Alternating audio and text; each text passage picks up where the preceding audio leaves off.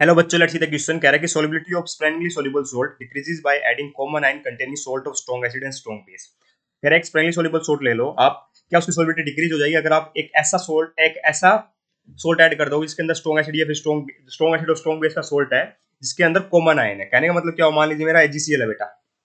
HCl क्या होता है बेटा? स्पेरिंगली सोल्यूबल सोल्ट होता है ना। इसको एग्जांपल से लेके चलते हैं। ठीक है, तो ये Ag पॉजिटिव एक्वस, ठीक है, इसकी सोलिबिलिटी बहुत कम होती है। स्पेरिंग सोल्यूबल का मतलब यही होता है बेटा, है ना, सोलिबिलिटी बहुत कम होती है। अब कह रहा है कि इसके अंदर हमने ऐसा सोल्ट ऐड कर दिया जो स्ट्रॉन्ग एसिड स्ट्रॉन्ग बेस से बना है। जैसे मेरा NaCl है बेटा, NaOH स्ट्रॉन्ग बेस और HCl स्ट्रॉन्ग बेस एसिड से बना है।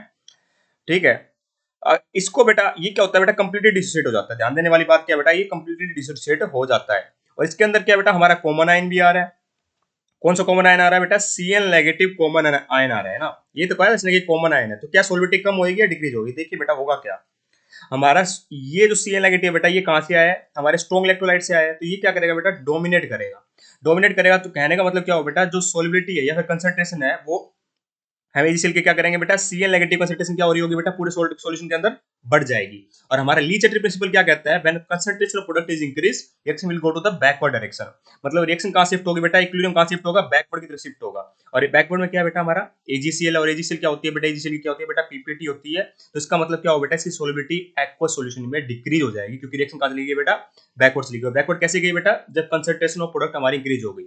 ठीक है, according to Le Chatelier principle, when the concentration of product is increased equilibrium shift in the direction, equilibrium shift in the backward direction, है ना। और ऐसा हुआ क्यों? क्योंकि हमारे पास ऐसा कॉमन आयन था जो स्ट्रॉन्ग इलेक्ट्रोलाइट से आया था। ये कॉमन आयन हो गया बेटा हमारा।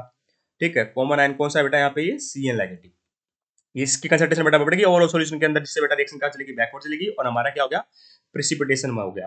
ठीक है, HCl की क्या होगी बेटा, पीपीटी बन रही। सिंपल सी बात, रिएक्शन बैकवर्ड चलेगी, सोलिबिलिटी क्या होगी बेटा, डिक्रीज होगी। सोलिबिलिटी सोल्युबल हुआ था HCl, तभी तो बेटा ये आयंस में टूटा था वाटर के अंदर, है ना। अब क्या होगा, सोलिबिलिटी डिक्रीज हो रही है, रिएक्शन बैकवर्ड जा रही है, तो HCl फिर से बन रहा है। इसका मतलब पहली स्टेटमेंट हमारी परफेक्टली करेक्ट है। आइए सेकंड चेक करते हैं। Adding common ion solutions primary soluble salt go reaction towards PPT precipitation. तो HCl की बेटा पीपीटी है, मतलब पीपीटी बोल लो चाहे बैकवर्ड बोल लो, एक ही बात है, क्योंकि बैकवर्ड जाते ही हमें क्या मिलेगी, पीपीटी तो मिलेगी HCl की। इसका मतलब दोनों स्टेटमेंट हमारी परफेक्टली करेक्ट है। Hence option number 1 is perfectly correct. दोनों स्टेटमेंट हमारी बिल्कुल करेक्ट है। I hope you understand the answer. Thank you so much. इसमें पहला सेकंड स्टेटमेंट में इसको इनकरेक्ट बोल दिया, इसमें इसको इनकरेक्ट बोल दिया, इसमें दोनों को इनकरेक्ट बोल दिया, इसलिए ऑप्शन नंबर 1 परफेक्टली करेक्ट है। I hope you understand the answer. Thank you so much.